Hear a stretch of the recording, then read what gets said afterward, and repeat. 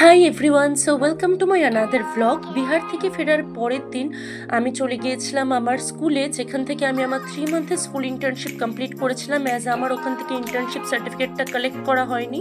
তো স্কুলে আসার পর আমাকে বললো যে ম্যাম একটু বিজি আছে, বসে ওয়েট করো। তো এখানে আমি ওয়েটিং রুমে ওয়েট করছিলাম।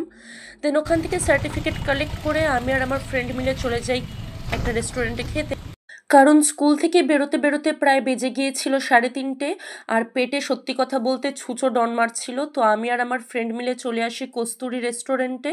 আর রেস্টুরেন্টের ভেতরটা দেখো কত সুন্দর করে সাজানো গোছানো, একদম বাঙালিয়ানায় ভরপুর।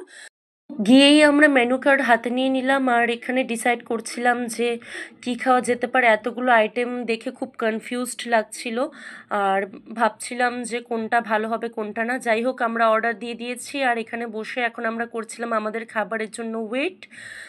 খুব বেশি সময় আমাদের খাবারের জন্য ওয়েট করতে হয়নি, কিছুক্ষণের মধ্যেই সুন্দর করে পেতলের বাটিতে সাজিয়ে আমাদের খাবার চলে এসেছিলো। আর এখানে ওরা কলা পাতাও দিয়েছিল থালের ওপর। তো আমরা অর্ডার করেছিলাম পোস্ত বড়া, বেগুনি, লেবু লঙ্কা মুরগি, মাটন, বাসন্তী পোলাও আর সাদা ভাত। তো এখানে আমি থালের মধ্যে বাসন্তী পোলাও আর মাটন নিয়ে খেতে বসে গিয়েছিলাম।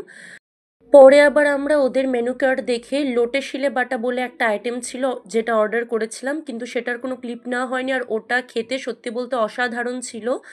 তো এখানে আমি খেয়ে নিচ্ছিলাম আর ক্যামেরার সামনে রেখে খাচ্ছিলাম, কেন কি আমার ইচ্ছে ছিল যে না, ফুড ব্লগাররা যেমনি করে অমনি করে আজকে খাবো আমি।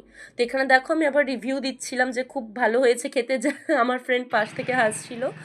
তো এখানে খাওয়া দাওয়া শেষ করে আমি এবার ফিরে যাচ্ছিলাম বাড়ি। আর এখন হয়তো আমি কিছুদিন ডেইলি ব্লগ দিতে পারবো না, একটু গ্যাপ পড়তে পারে, কারণ আমার এক্সাম স্টার্ট হচ্ছে। সো দেখা হচ্ছে নেক্সট ব্লগে, বাই।